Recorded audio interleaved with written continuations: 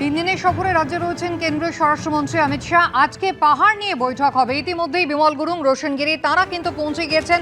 মুখ্যমন্ত্রী আজকে অমিত শাহর সঙ্গে একাধিক বৈঠকে থাকবেন বলে জানা যাচ্ছে। সরাসরি শিবাশিস মৌলিক আমাদের প্রতিনিধি রয়েছেন আমাদের সঙ্গে। শিবাশিস, এই রাজ্যে আমরা জানি যে পাহাড় নিয়ে যে দীর্ঘদিনের রাজনৈতিক জলঘোলা সেটা কিন্তু মেটেনি, এবং সেই নিয়ে এবার কোথাও কেন্দ্রীয় স্বরাষ্ট্রমন্ত্রী বিশেষভাবে গুরুত্ব দিচ্ছেন, সেই কারণে এই বৈঠক।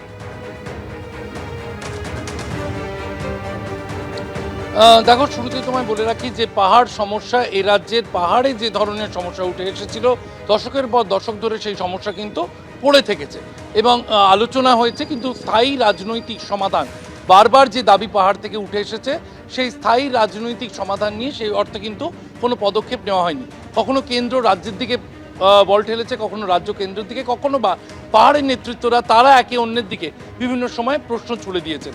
আজ অমিত শাহের তৃতীয় দিনের যে বঙ্গ সফরের যে তৃতীয় দিন, শেষ দিন আজকেই তিনি দিল্লি ফিরে যাবেন এবং হোটেল মেফেয়ার, যেখানে তার থাকার ব্যবস্থা করা হয়েছে, সেই হোটেল মেফেয়ারে সকাল 11টা থেকে কিন্তু পাহাড় নিয়ে এই স্থায়ী রাজনৈতিক সমাধানের লক্ষ্যে বৈঠক শুরু হচ্ছে।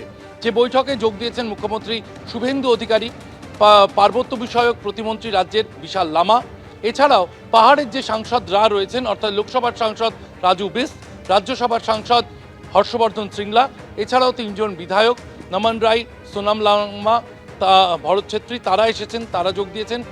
জনপ্রতিনিধি ছাড়াও গুরুত্বপূর্ণ রাজনৈতিক ব্যক্তিত্ব, যারা স্থায়ী রাজনৈতিক সমাধানের ক্ষেত্রে যাদের মতামত গুরুত্বপূর্ণ, রোশন গিরি, বিমল গুরুং, মান ঘিসিং, তাদেরকেও কিন্তু আজকের এই বৈঠকে ডাকা হয়েছে।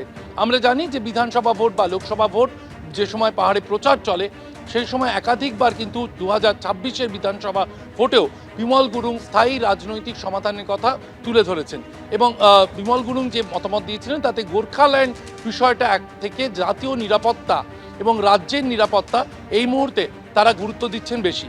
ফলে সার্বিকভাবে পাহাড়ের যে উন্নতি, পাহাড়ের রাজনৈতিক সমাধান, সেই নিয়ে কিন্তু আজকের আলোচনা। যেমন স্থায়ী রাজনৈতিক সমাধান নিয়ে আলোচনা হবে, তেমনি জিটিএর বিরুদ্ধে যে দুর্নীতির অভিযোগ উঠেছে, কয়েক কোটি টাকার দুর্নীতির অভিযোগ, জিটিএর দুর্নীতি এবং পাহাড়ের পরিকাঠামোর যে খামতি রয়েছে সেই নিয়েও কিন্তু আলোচনা হবে। আমরা জানি যে পার্বত্য এলাকায়, পশ্চিমবঙ্গের যে পার্বত্য এলাকা, পশ্চিমবঙ্গের দার্জিলিং জেলার যে পার্বত্য এলাকা, সেখানে একটা অনুন্নয়নের অভিযোগ কিন্তু উঠে আসে বছরের পর বছর। বিভিন্ন রাস্তাঘাটের উন্নতি, স্কুল কলেজের উন্নতি, হাসপাতালের উন্নতি, সেই সব বিষয়েও কিন্তু প্রস্তাব আজকের বৈঠকে পেশ করবেন বিমল গুরুং, রোশন গিরিরা। রাজু বিস্তা তার পক্ষ থেকে বেশ কিছু প্রস্তাব তুলে ধরবেন।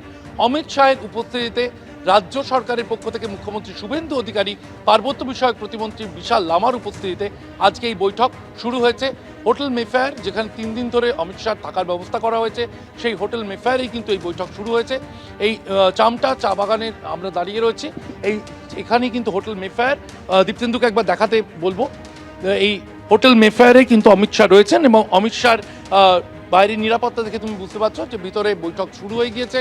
এই কয়েক মিনিট আগেই এখানে এসে পৌঁছেছেন মুখ্যমন্ত্রী শুভেন্দু অধিকারী, পার্বত্য বিষয়ক প্রতিমন্ত্রী বিশাল লামা রয়েছেন, এছাড়াও জিটিএর সচিব।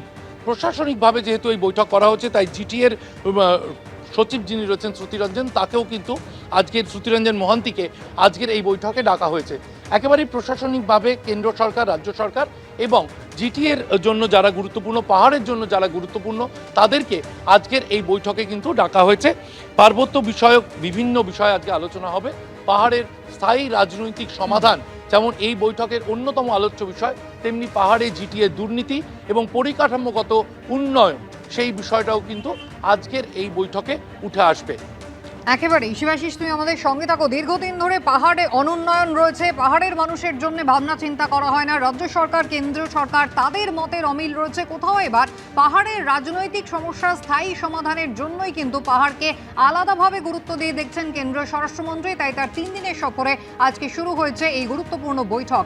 অন্যদিকে গতকালই কিন্তু এসএসবির অনুষ্ঠানে উপস্থিত ছিলেন কেন্দ্রীয় স্বরাষ্ট্রমন্ত্রী অমিত শাহ, যেখানে তিনি স্পষ্টই জানিয়েছিলেন বিজেপির যে 5 বছরের ঘোষণাপত্র, তার 100 দিনের মধ্যেই 43% কাজ করে দিয়েছেন রাজ্যের মুখ্যমন্ত্রী শুভেন্দু অধিকারী। মুখ্যমন্ত্রী প্রশংসায় পঞ্চমুখ হলেন গতকাল কেন্দ্রীয় স্বরাষ্ট্রমন্ত্রী। दिन के शासन में हमारे 5 साल के लिए जो घोषणा पत्र बनाया था, उसके 43% काम शुभेंदु जी ने 100 दिन में पूरा कर दिया है। मैं आप सबकी ओर से शुभेंदु जी को बहुत बहुत बधाई और साधुवाद देना चाहता हूं। सरकार के गठन के 45 दिन के भीतर ही 1129 एकड़ भूमि जो हम 2014 से मांगते थे, हमें मिलती नहीं थी, बीएसएफ और एसएसबी के लिए 1129 एकड़ भूमि शुभेंदु जी ने दे दिया। शुभेंदु जी मेरे मित्र हैं, मैं समझता हूं उनको। हम ममता बनर्जी के हाथ पैर जोड़कर थक गए, मगर हमें भूमि नहीं दी।